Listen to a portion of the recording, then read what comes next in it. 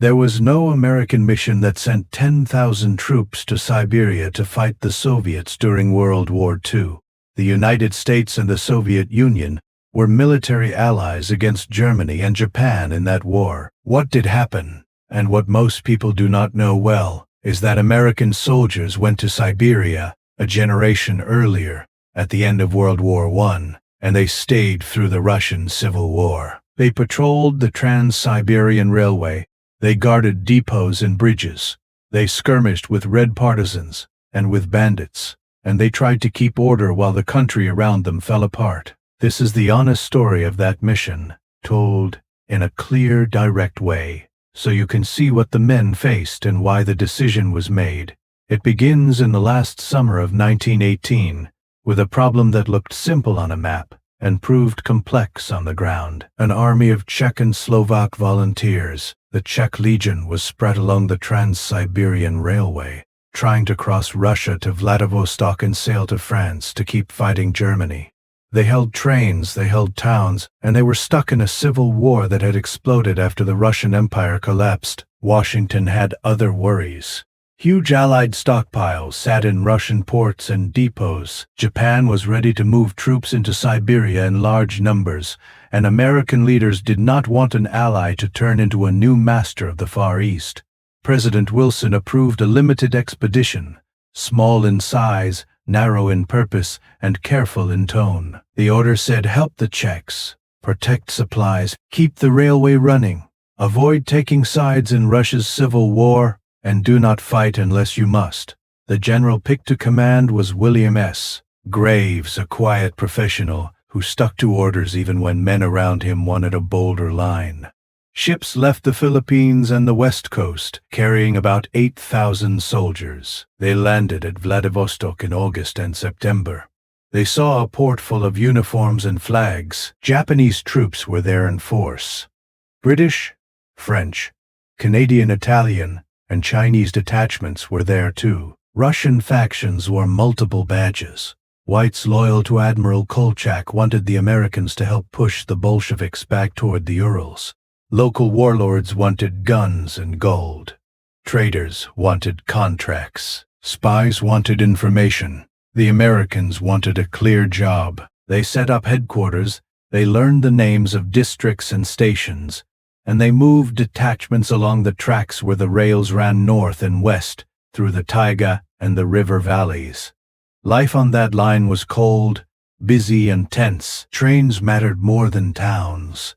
A train carried coal to keep the engines running, grain to keep people alive, and troops to decide who held a bridge at dawn. The Americans posted small guard forces at bridges and yards. They rebuilt switches and cut new corduroy roads.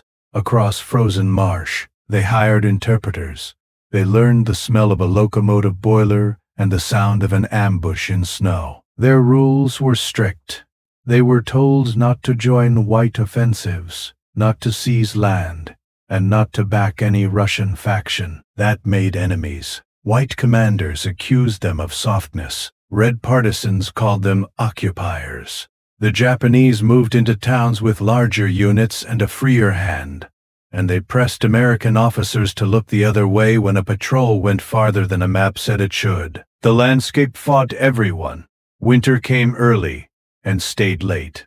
The cold split timber and froze oil in metal cans. A rifle bolt stuck if it was not kept clean and warm. Men learned to sleep with their weapons wrapped in blankets. Stoves glowed in huts by the tracks, and the walls were wet with frost where people breathed. The snow hid wire and shallow graves.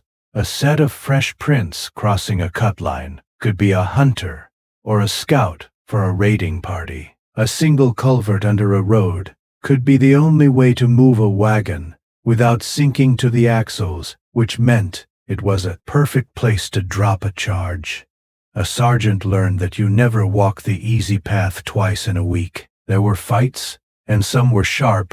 In June 1919, in a place called Romanovka, a small American outpost was taken by surprise at dawn by Red partisans. Men rolled from their blankets into splinters and mud, and tried to form a line under fire that seemed to come from every stand of trees. The survivors held until help came up the track, and the ground in front of their huts stayed black with burned timber where their friends had fallen. Along the Suchan Valley, patrols skirmished in steep country, where a missed step could break a leg and a short burst from a Maxim gun could break a squad. Near Khabarov and on the Ussuri line, guards traded shots with raiders who slipped in to cut telegraph wire and toss grenades onto flat cars before fading back into the woods. These were not big battles. They were the kind of close, ugly contact that wears men down, one wound and one burial at a time. Supply was a second war. The men needed boots that did not turn hard as boards, coats that could be mended twice, mittens that did not tear on splinters, and food that would not freeze into bricks you could break a tooth on.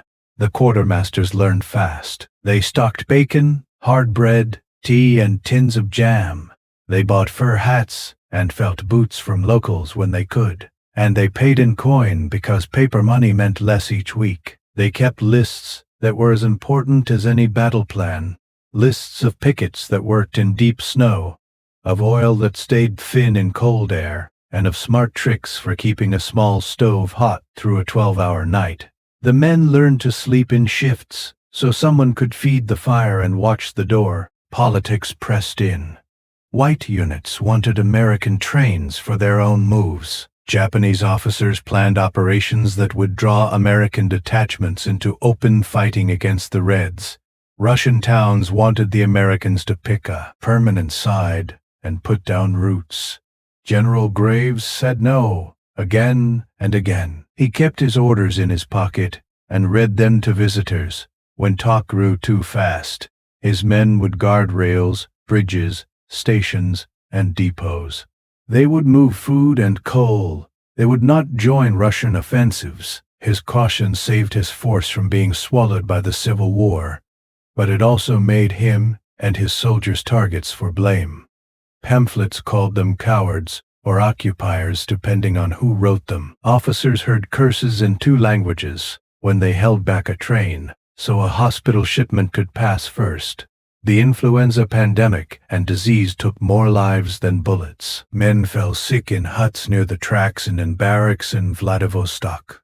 Doctors worked with what they had. They boiled instruments. They bled radiators to warm wards. They mixed carbolic and hope. A letter home listed fevers and coughs as often as it listed skirmishes and patrols. Burials were simple. A box, a prayer, a marker cut with a knife. In a few places the ground was so hard that picks rang for an hour before a grave could be opened.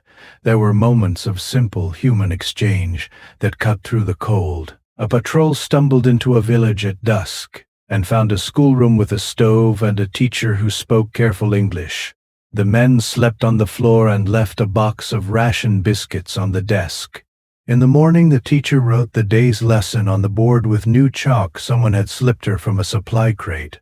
A train crew shared tea with a woman who had waited all night to ask whether her son was on the manifest for a train heading east with the Czech Legion. A soldier whose job was to count sacks of flour learned to count in Russian and taught a boy to count in English while they stacked the bags. Through 1919 the mission narrowed. The Czech Legion moved closer to Vladivostok and sailed in groups. Allied governments lost interest in a war they could not guide. Back home, families and newspapers asked why American boys were still in Siberia after the armistice in Europe. The answer did not fit in a headline. The rails still needed guards so food could move, and so a defeated army could go home without starving. The stockpile still needed locks. The Japanese still had tens of thousands of troops on the ground. The United States did not want to leave a vacuum and watch another power fill it in a way that would change Asia for a generation. In early 1920, the order came to end the mission. Units pulled back toward the coast. Guards handed post to local authorities who might hold them for a month or for a day. Trains, loaded with crates and with tired men, rolled downhill to the sea. Ships took them east across the Pacific. The force left behind a few rows of crosses, a stack of reports on rail ties and bridge loads, and a reputation for a kind of stubborn neutrality that had saved it from being wasted in someone else's war. General Graves went home with the same plain manner he had brought with him, and with a file thick with praise and with anger. The soldiers who had served told their story in fragments. A night on the track with a lantern and a whistle. A fight in the snow that lasted 3 minutes and stayed in the mind for 30 years. A woman who traded 2 pairs of wool socks for a tin of bacon. A Japanese patrol that marched through a station like it owned the town. A captain who made everyone take off boots at dusk to warm and dry their feet because he had seen 1 case of frostbite turn into 10. They did not talk much about politics. They talked about cold and about trains and about rails that hummed in the night when a load of coal moved east and made life a little easier for a city down the line. This is what the mission was. It was not a secret war against the Soviets in World War II.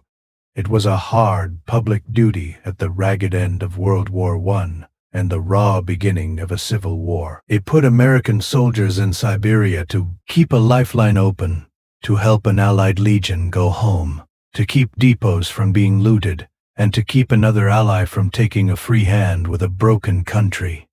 It showed how orders written in a capital must be lived out by men who carry rifles through snow and stand on bridges in darkness. It showed how a commander who reads his orders aloud can save lives by refusing to turn a guard mission into a crusade. If you hear someone say that America sent 10,000 troops to Siberia to fight the Soviets during World War II, you can set the record straight. Say that the United States did send thousands of soldiers to Siberia, but it was in 1918 through 1920. Say that they guarded a railway, not a mythology. Say that they fought when they had to, but that their main weapon was a timetable and a chain of command that said, "Do not pick a Russian side." Say that they came home without parades because the war most Americans cared about had already ended in France. Their story is not a secret. It is simply a story that sits outside the main path of the books most people read. There is one last point to make for clarity. During World War II, Americans and Soviets worked side by side across the great distances of the North. American ships ran the Arctic to Murmansk under gray skies and ice. American aircrews ferried aircraft to Fairbanks and handed them to Soviet pilots who flew them across Siberia to the front. American sailors trained Soviet crews in Alaska to take over ships for the fight against Japan. None of that was an attack on the Soviets. It was cooperation in a brutal war where both nations bled. The fight in Siberia belonged to an earlier time, when maps were redrawn, and when an order to protect rails became a lesson in patience, cold, and restraint. So if you want the straight story told in a voice you can trust, this is it. Men landed at Vladivostok. They spread out along the tracks. They guarded bridges and depots. They skirmished in the bad woods. They buried their dead in frozen ground. They kept trains moving because trains kept people alive and let allies go home. They held their orders close and they came home when those orders ended. It was not glamorous. It was not secret. It was hard work in a hard place, and it is worth remembering for what it was, not for what rumor tries to make it.